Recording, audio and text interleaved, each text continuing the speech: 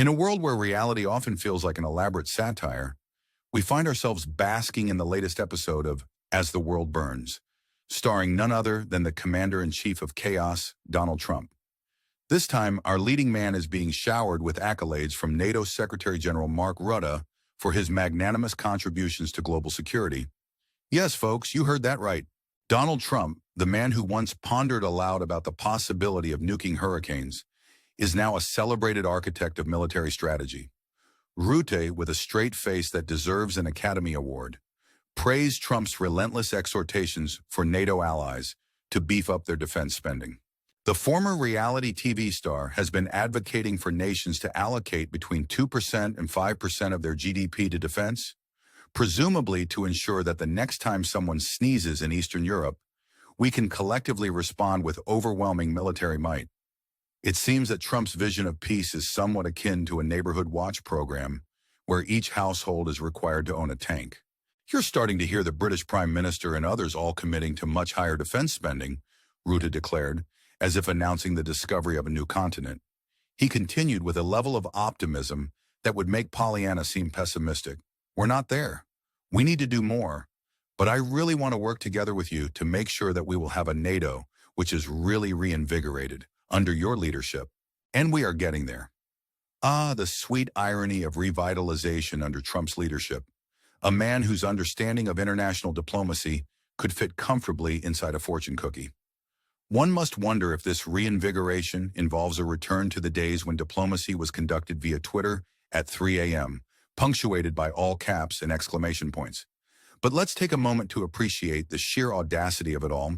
Here we have a president who once described NATO as obsolete, now being hailed as its savior. It's akin to a pyromaniac being honored for fire prevention. Yet in the theater of the absurd that is modern politics, such contradictions are not just accepted, but celebrated. With all this talk of defense spending, one might ask, what exactly are we defending against? Perhaps it's the looming threat of rational discourse, or the terrifying prospect of a world where leaders are chosen for their competence rather than their reality TV ratings. Either way, it's comforting to know that our tax dollars are hard at work, ensuring that our stockpiles of weapons remain as bloated as the egos of those commanding them.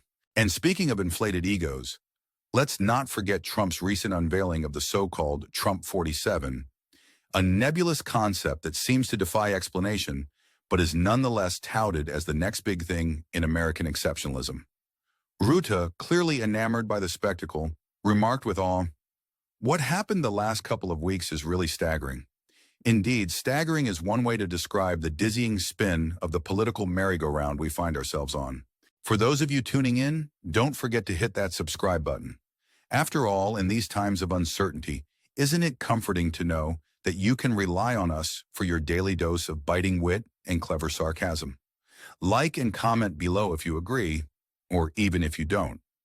We promise to read your comments with as much seriousness as Trump reads his intelligence briefings. So, dear viewers, what do you think? Is the world truly a safer place now that defense budgets are on the rise? Or are we simply building a more expensive house of cards? Let us know in the comments below. Are we witnessing the dawn of a new era of peace, or just the latest act in a never-ending farce? In the meantime, let's raise a glass to the NATO allies, who are now scrambling to appease the whims of a president for whom international diplomacy is apparently just another reality TV show. Here's to hoping that somewhere, somehow, sanity will prevail.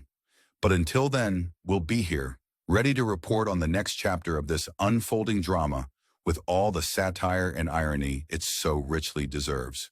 Cheers.